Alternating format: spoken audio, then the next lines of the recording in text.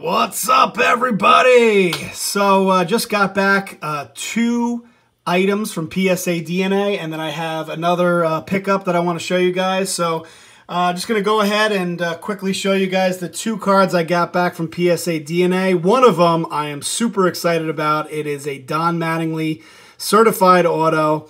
And obviously this is the 1985 Topps Mattingly, and I was worried that this was not going to come back as authentic, but sure enough, submitted it at the show at White Plains, finally got it back yesterday, came back as a certified auto, and as you guys know, I'm a huge Mattingly fan, and it's so awesome to get this card back signed and certified by Donnie Baseball.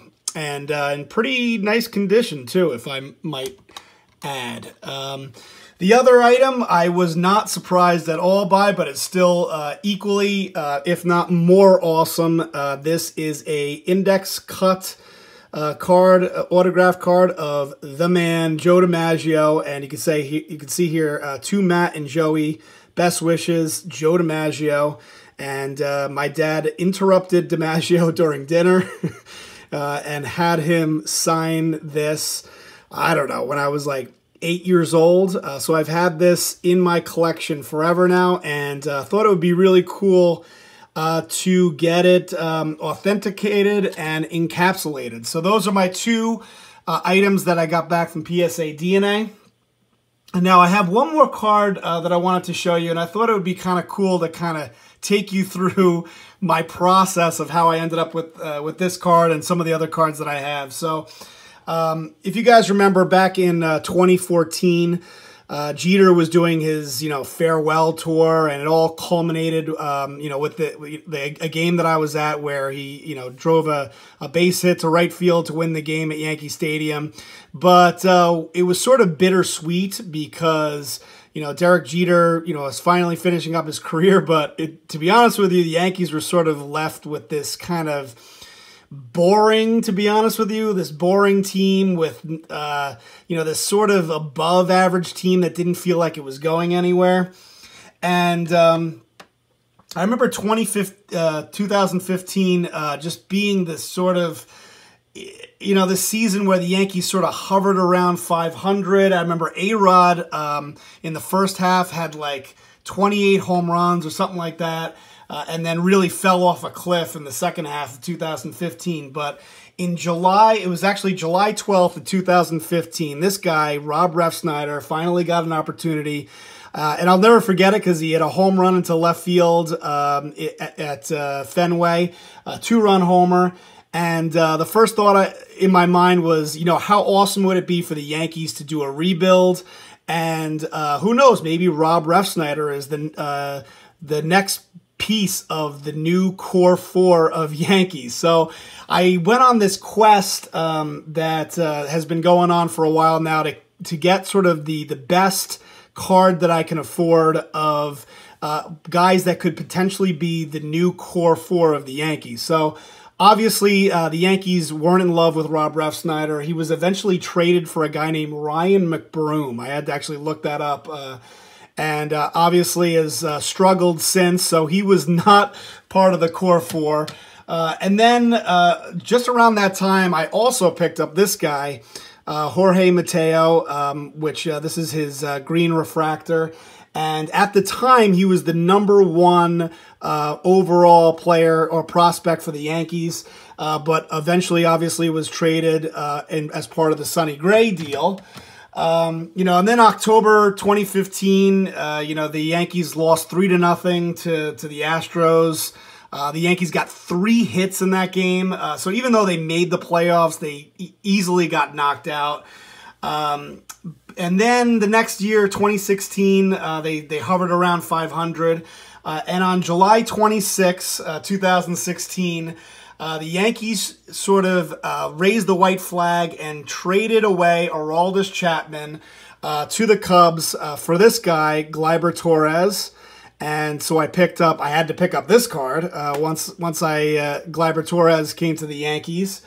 And then, of course, when the Yankees traded away Chapman, this guy became the new closer for the Yankees. So I picked up this 2012 Topps Chrome Refractor.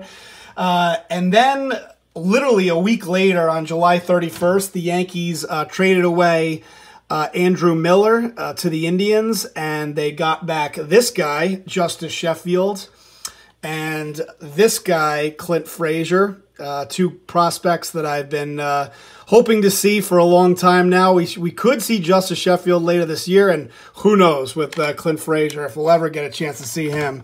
But he's going to be vying for the center field position this spring, so anything's possible. And then, literally maybe a week after that, they called up Gary Sanchez, and what a way for him to finally somebody that I was hoping, like I was hoping for this new core four, whatever, the new Yankee wave to come through, and this guy just kind of, who at first I wasn't that excited about, just came out of nowhere and went crazy in 2016.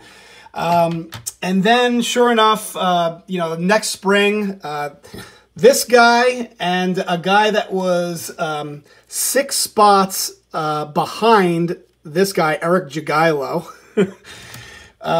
This guy, I guess you could say, Aaron Judge. These two guys were battling it out for right field. And, based on what I saw at Gary Sanchez, I said, come on, Yankees, give Judge an opportunity. I said it, all spring. And sure enough, Aaron Judge won out the right field spot. Of course, Aaron Hicks would end up playing center anyway, so not that it would really matter. But the Yankees finally gave Aaron Judge an opportunity. A couple months later, Judge hit 2 home runs at a game, so I had to pick up this Bowman Chrome auto.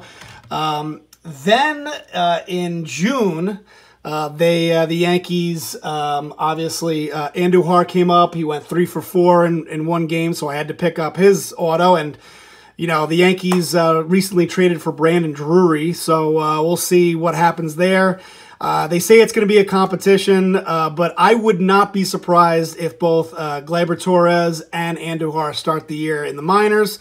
But I have to be honest with you, I wouldn't be surprised if they both start in the majors this year. I really don't know how it's going to work out. I knew the Yankees were going to pick up another utility guy, and so I thought it might be like a Neil Walker or Eduardo Nunez. So it didn't surprise me at all that they picked up Brandon Drury. So we'll see what happens with Andujar.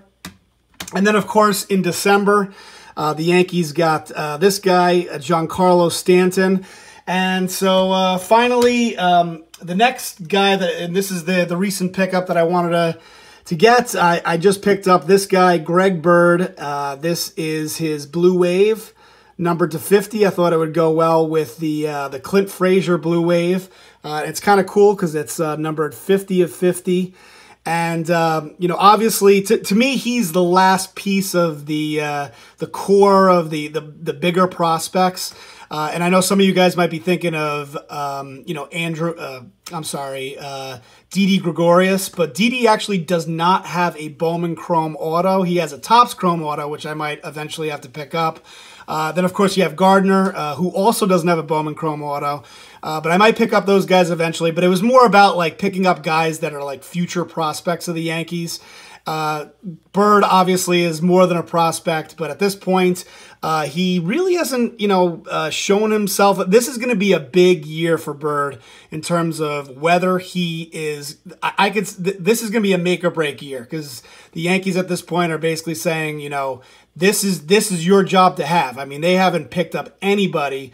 You could see with Andujar, they don't completely trust him. With Gleyber Torres, they feel like he needs more time in the minors. But with Greg Bird, they're like, even though we've only seen you a little bit here and there, we're trusting that you're going to be the first baseman for the Yankees.